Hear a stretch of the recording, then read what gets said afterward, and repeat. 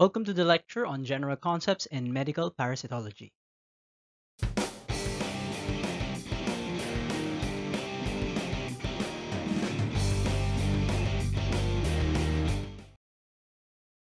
It's natural for children to have worms.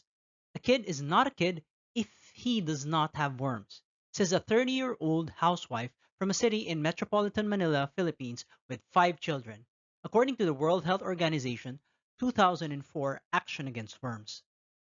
I implore you to think about this particular quote and see how much it resonates with you and your own personal beliefs. The objectives of this lecture are: number one, to define common terminologies associated with the study of medical parasitology; number two, enumerate the major classification of parasites and the specific parasites included in them; number three, to identify the components of the parasite life cycle; and number four, to appreciate the role of parasitology in medical education. You will be seeing this particular slide throughout the lecture, constantly reminding you to know the life cycle of each parasite. If there's one golden rule in studying medical parasitology, this slide summarizes it. Know the life cycle of each parasite. You will also be encountering a lot of life cycle figures throughout this video, as well as in all the other medical parasitology discussions. I primarily take my life cycle figures from the United States Centers for Disease Control, or USCDC, at www.dpd.cdc.gov.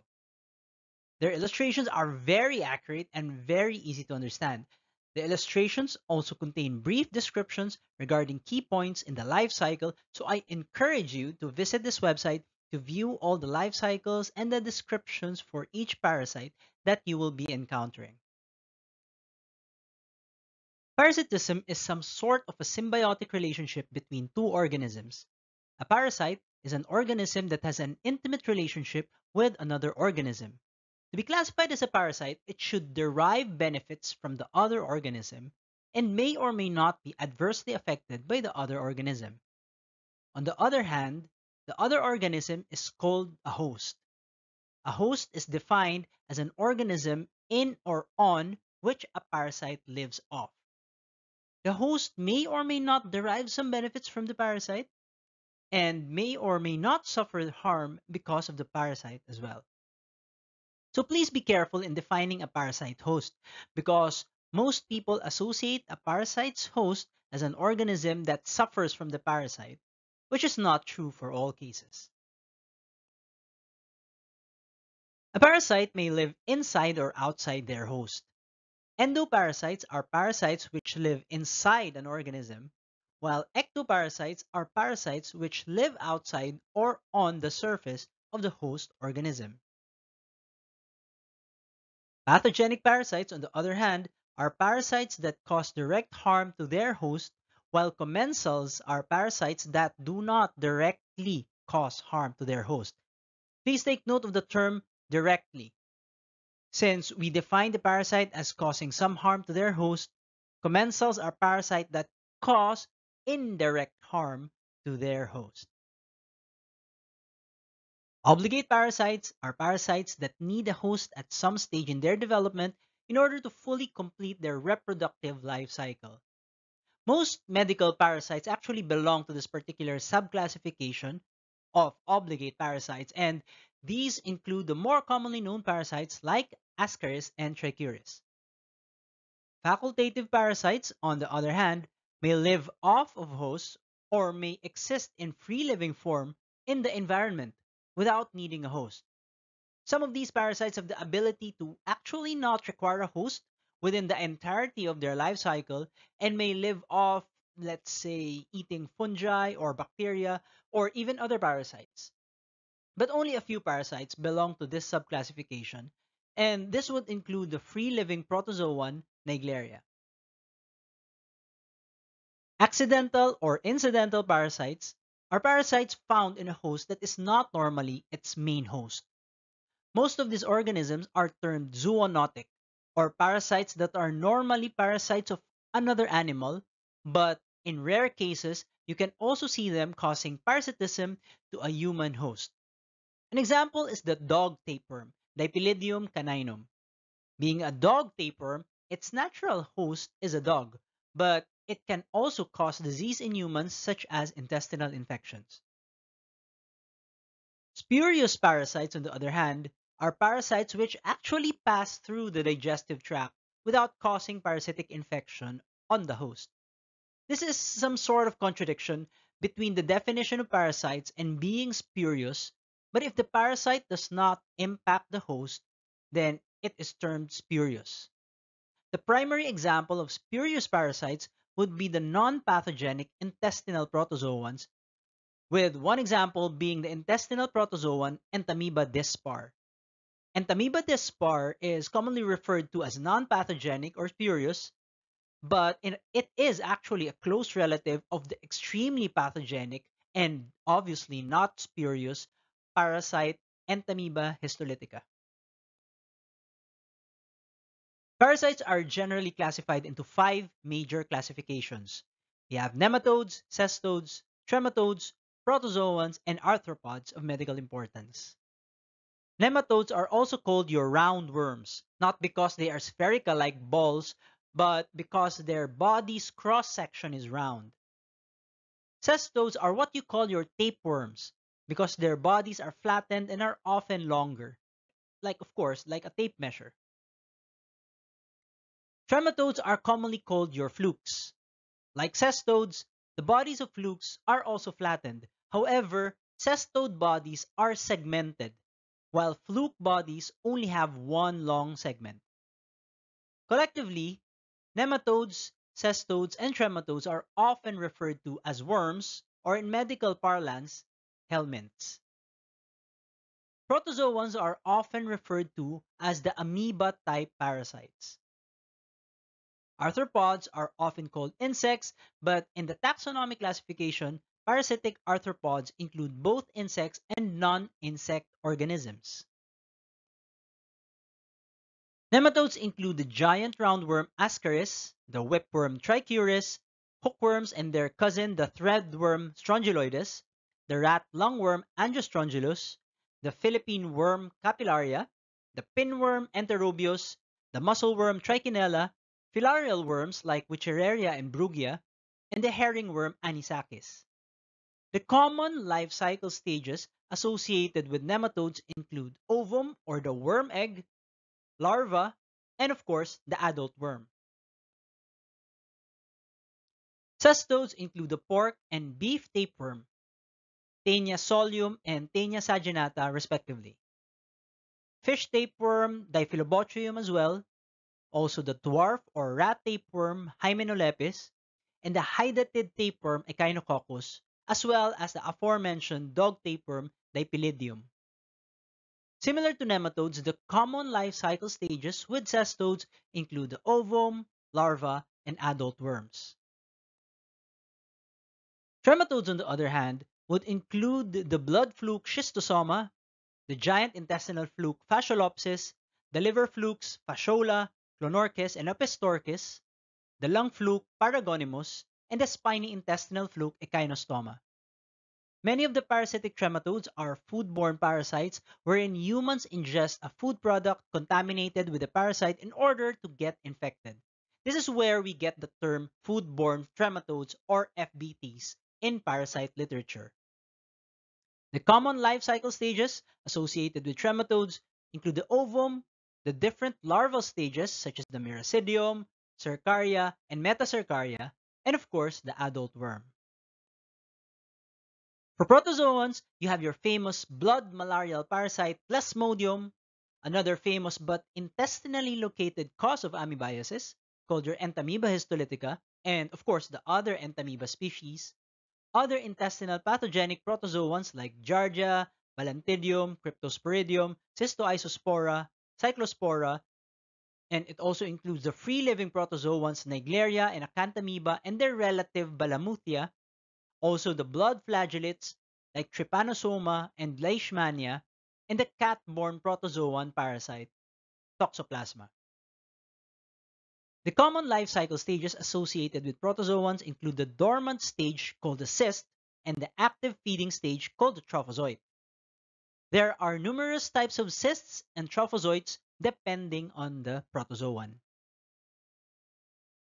Parasitic arthropods contain a large selection of mostly macroscopic organisms, with some of them very familiar even with a layperson. These include mosquitoes, heads and body lice, fleas, mites and ticks, flies, even scorpions, spiders, hornets, ants, caterpillars, etc., etc., etc. Now, most of the parasitic arthropods either bite or sting to cause harm to the host.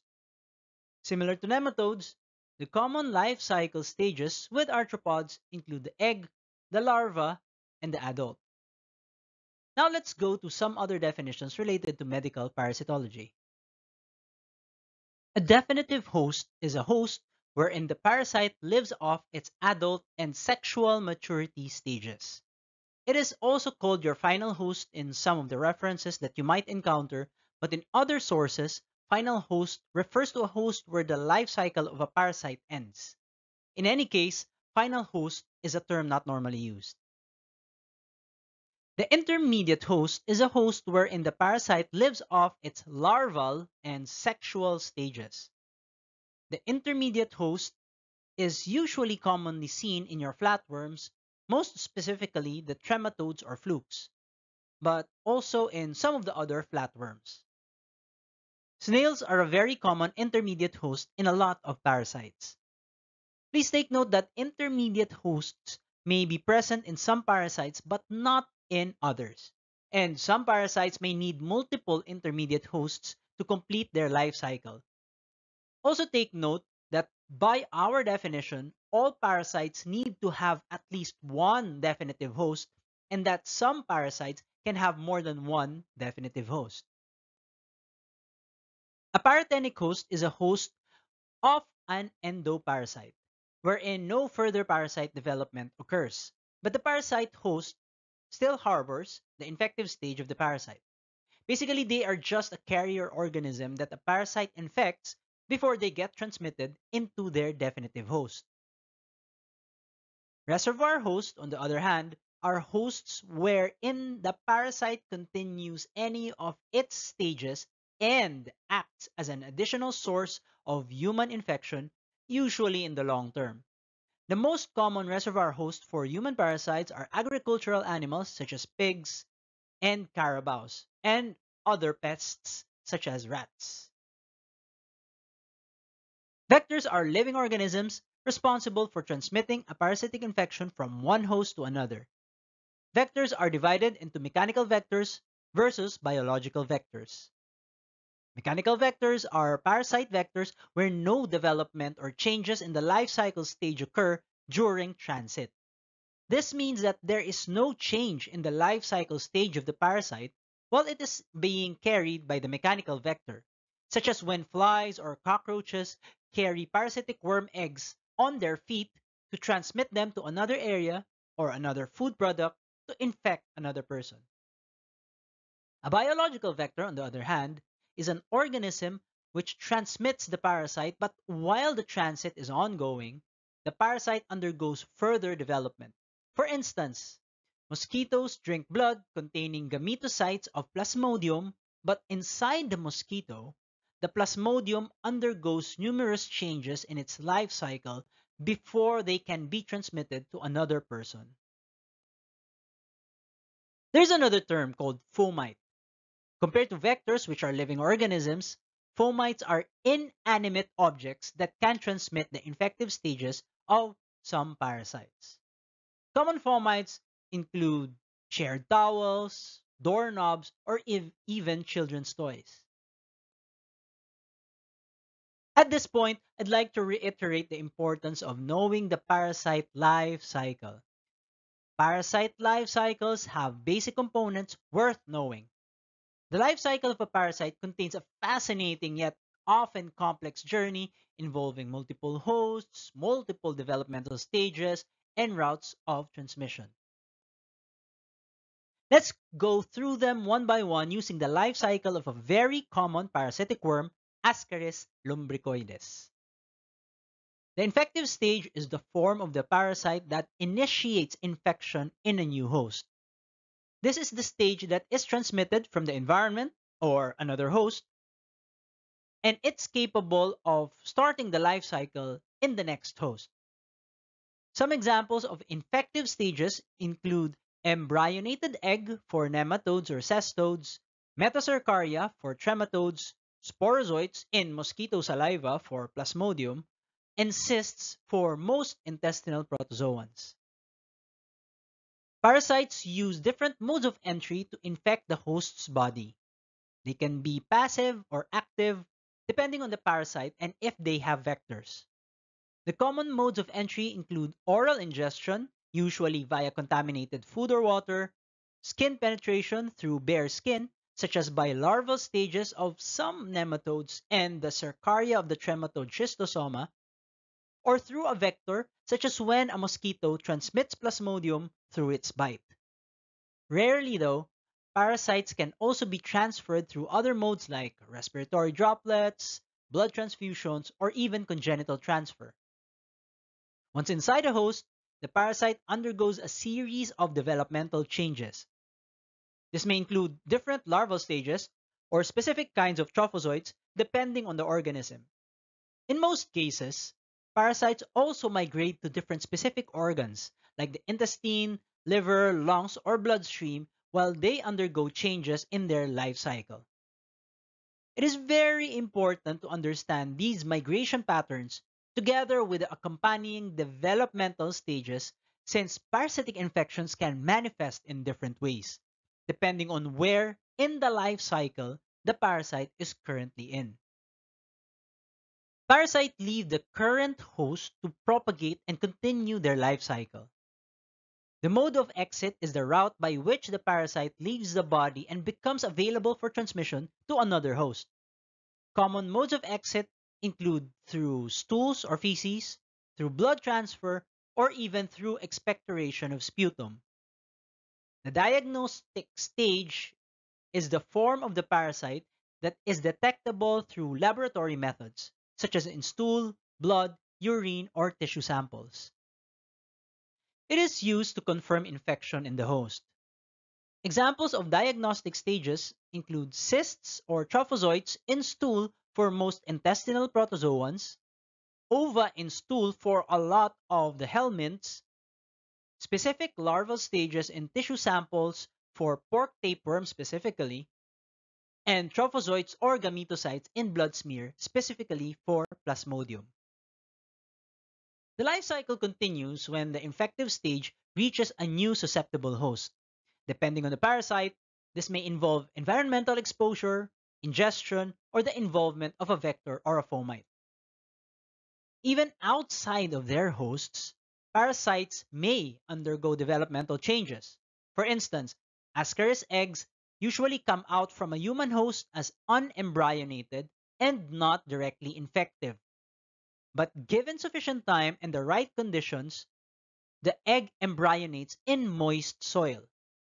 So once embryonated but still an egg, it can then be ingested by another person, completing the Ascaris life cycle. Here is a different life cycle, that of another nematode called Strongyloides. This particular life cycle is more complicated than that of Ascaris.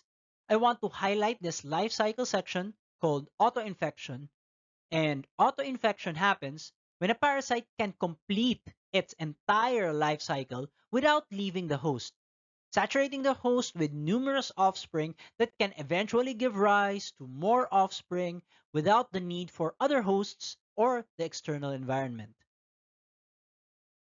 Here is another, yet more complicated life cycle, this time of the protozoan Plasmodium, which causes malaria. This life cycle shows the different cycles occurring inside the human host, as well as a cycle, the sporogonic cycle, which occurs in the Plasmodium's vector, the mosquito. As you can see, within each cycle, there occurs multiple developmental changes which affects different types of cells or tissues. The last point of this discussion in this video would be Again, defining some more important terms, which are usually associated with medical parasitology. Epidemiology and public health are very important when we talk about parasites. In parasitology, understanding how infections spread and how we measure and control them is key to public health. Let's walk through the key epidemiological terms and then explore how these guide control strategies like treatment, elimination, and eradication. First, let's talk about prevalence. Prevalence is the proportion of individuals infected with the parasite at a specific point in time. If 30 out of 100 school children have Ascaris, the prevalence of Ascaris in that school is 30%.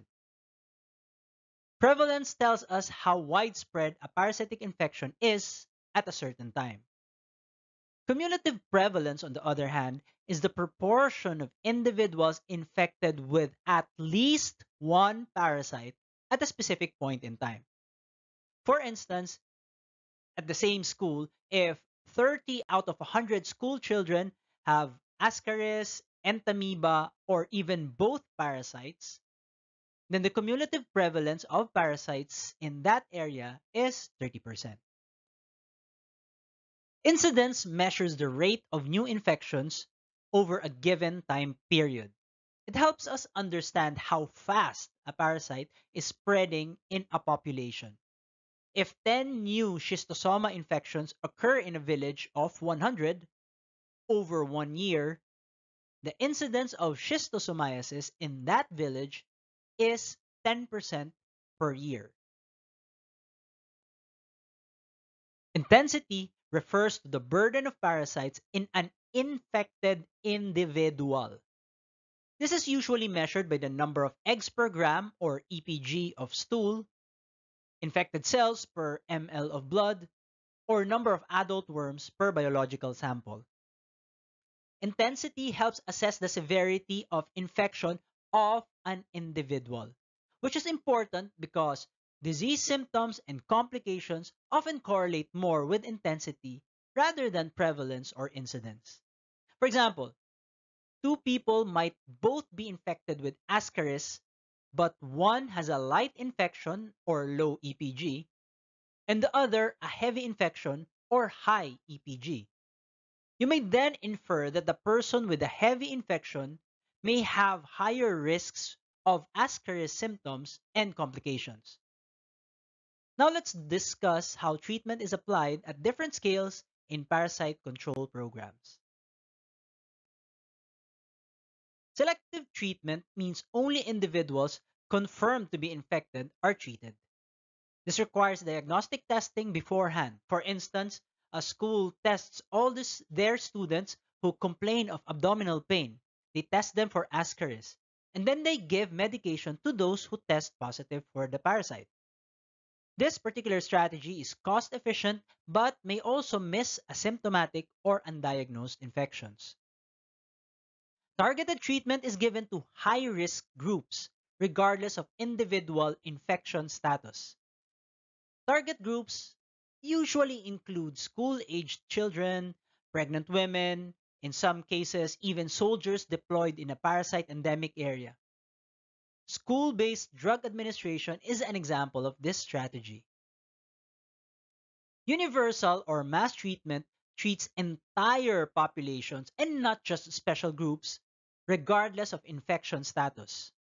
This strategy is often used when the prevalence and intensity of a parasite are high, when there is widespread transmission of a specific parasite, or when individual diagnostics are impractical at scale. Filarial mass drug administration, which targets all eligible people in an endemic area, is an example of universal treatment. Finally, what are we trying to achieve with all these types of parasite treatment strategies in a public health lens? Elimination is the reduction of parasite transmission in a specific area to near zero so that it is no longer a public health problem. Since there are minimal but still ongoing infections, ongoing surveillance is still needed as high transmission rates could return. Eradication, on the other hand, means the permanent global reduction to zero of the parasite with no need for further interventions. The eradication of guinea worm disease is very close, and while global trends of parasitism have generally been going down, parasites have been very tricky to eradicate, especially in low-income countries. This problem always goes back to the intimate relationship of parasites not just with their biologic hosts, but also the environment where they complete their life cycle in. This is the reason why in the study of medical parasitology, it is very important to know not just the biology of parasites and their clinical manifestations, but also their life cycles as well as their public health interactions.